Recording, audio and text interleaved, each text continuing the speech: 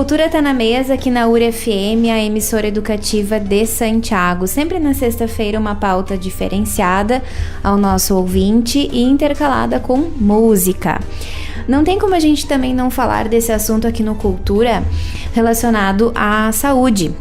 Uma das últimas notícias relacionadas à febre chikungunya em Santiago é que a Secretaria de Saúde do Estado e a Secretaria Municipal de Saúde fizeram a pulverização de fumacê em trechos dos bairros São Vicente, Itu e São Jorge. Os locais foram escolhidos por estarem relacionados com os casos de pessoas que contraíram a chikungunya. O produto, que não causa nenhum efeito nas pessoas, extermina o mosquito Aedes aegypti adulto. Isso ajuda a diminuir a proliferação do inseto. No entanto, não há efeito nos ovos já depositados. Aí é que entra também a população, que deve fazer a sua parte, eliminando água parada e limpando o seu pátio. Isso é uma informação que o pessoal tem dado bastante aí nos meios de comunicação, pedindo que a população colabore. E hoje a gente está aqui com o curso de enfermagem da URI Santiago, para falar um pouquinho aí da doença. Eu estou com a professora Sandra Oste Rodrigues, mestre em enfermagem pela UFSM e coordenadora do curso de enfermagem, e também com a acadêmica Lara Coleto, do 9º semestre do curso de enfermagem. Vou começar falando com a Lara, né? Quero dar o meu boa tarde, dizer que é muito bem-vinda aqui na rádio da URI. Tudo bem, Lara? Boa tarde, tudo bem? É uma honra estar aqui falando sobre esse tema, sobre a febre chikungunya, que é uma doença transmitida pelo mosquito Aedes aegypti, também transmissor da dengue, que é uma doença que apresenta 3 fases, uma fase aguda, a fase subaguda e a fase crônica, que pode permanecer para o resto da vida de todas as pessoas que a adquirirem. É uma doença que apresenta como sinais e sintomas dor de cabeça moderada, febre alta superior a 38 graus, inchaço nas articulações frequentemente e moderada, com dor intensa, bastante intensa. Nós, quando estávamos estudando sobre a febre chikungunya, tivemos relatos de moradores do Ceará, Bahia, onde os mesmos falam da dor intensa nas articulações, também ao surgimento de manchas vermelhas do 1º ao 4º dia após adquirir a febre chikungunya, em 50% dos casos. Uma conjuntivite também, 30% dos casos ocorre.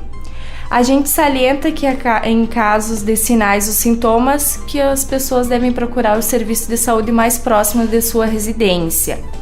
A gente também trabalha frisa bastante o tratamento medicamentoso, que deve ser somente sobre prescrição médica, que são os medicamentos o paracetamol e a dipirona, e os medicamentos que não devem serem evitados, como os anti-inflamatórios, as aspirinas e corticoides.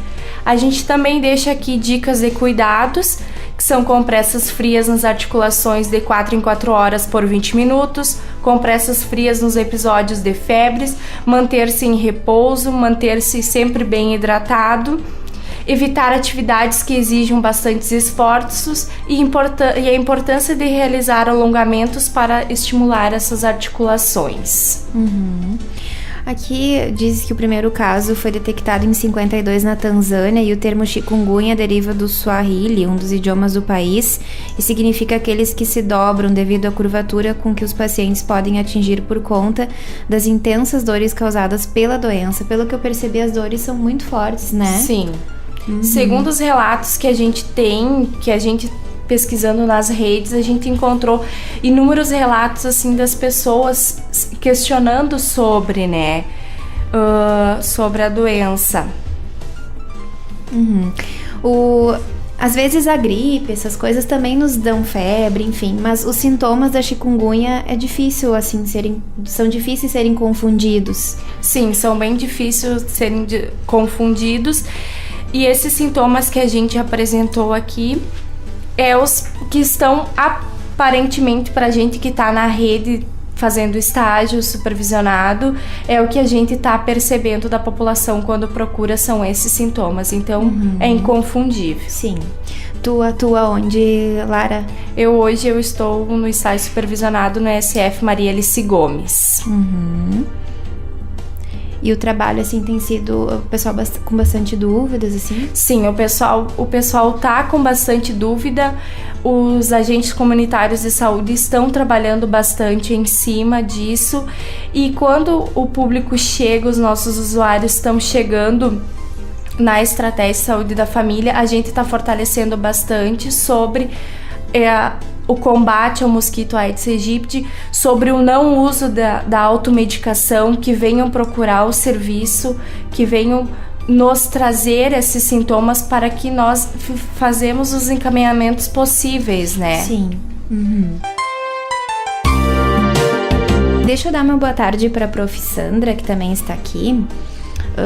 Professora Sandra Osti Rodrigues, ela é mestre em enfermagem pela Universidade Federal de Santa Maria, coordena o nosso curso de enfermagem. Prof, tudo bem? Bem-vinda. Tudo bem, Sonaira. Boa tarde, ouvintes, boa tarde, comunidade santiaguense. É um prazer sempre estar aqui, né, participando desses programas tão valiosos que a nossa Rádio da URI disponibiliza, né? Além desses espaços informativos e de educação, que são super importantes, né, para nossos momentos que a gente vai vivendo conforme, né, o que vai acontecendo. Uhum. Me parece que ainda é um assunto novo para as pessoas, né? Apesar de muito falado na mídia, assim. As preocupações estão cada vez aumentando mais, né, professora, com relação à chikungunya. Sonaira, a gente sempre comenta, assim, né? A gente tem trabalhado bastante no curso sobre essa situação e sobre as vivências que a gente tem experienciado. E realmente, assim, é uma situação que a gente não tem muito controle, a não ser a educação, né? E a conscientização da população, da comunidade, nossa mesmo, né? Começando por nós, exemplos da questão do combate ao mosquito, porque a gente sempre diz, ele voa, né? Então, ele pode estar andando e circulando em todas as regiões, né? E a gente tem, assim, essa preocupação também com a nossa região, não só com o município de Santiago, no sentido de que a gente está tudo muito próximo. E a partir do momento que a gente tem, então, o mosquito contaminado, né? Com já diagnosticado, né? Com a doença, a pessoa já diagnosticada com a doença no município, quer dizer, então, que tem mosquito infectado, né? Então, eles podem estar, sim, transmitindo diretamente a outras pessoas em grande quantidade. E isso é uma coisa que preocupa bastante, né? No sentido, assim, de que nós temos poucos casos ainda, mas eu acredito que essa luta recém está começando. E a preocupação é que quando o caso vem de fora, alguém contaminado de fora, a preocupação não é tão grande como tu falou agora com quem adquire aqui, né? Isso, é a questão do caso autóctone, que a gente chama, né? Que é oriundo do município mesmo. Então, é daqui mesmo, né? Não foi de fora que veio, enfim.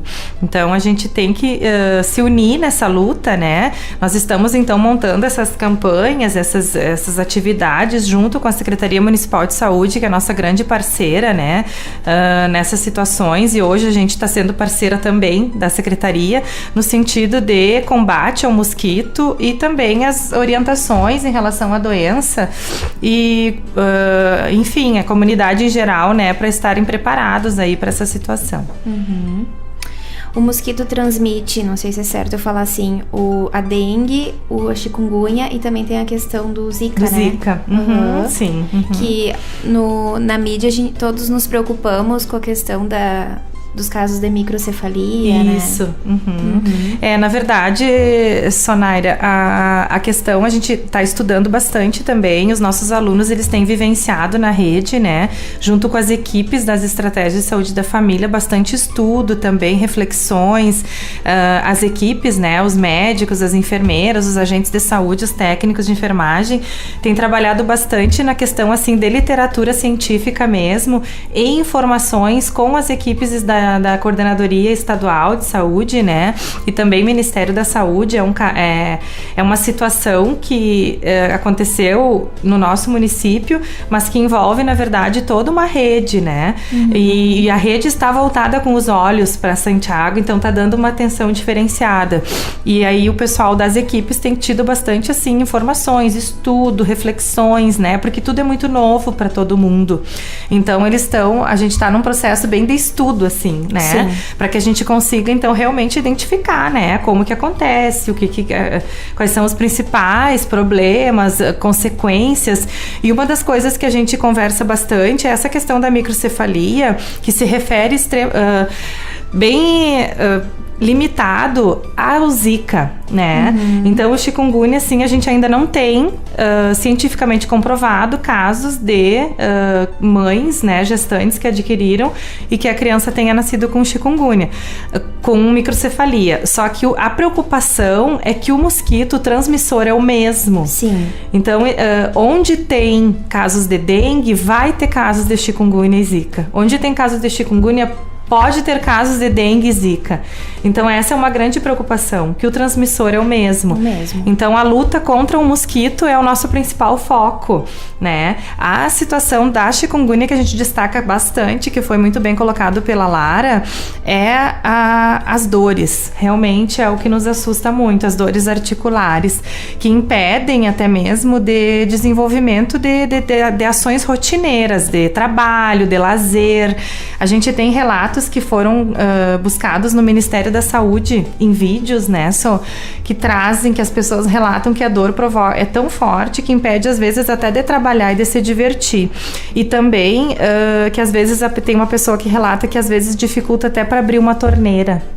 Né? Então, realmente é isso que nos preocupa e que a gente gostaria, assim, que a população ficasse bem alerta, né? Porque é uma consequência que é crônico, dependendo do tipo da doença, né? Da fase que ela tá, ela pode durar por muitos anos sem um limite, assim, de final, né?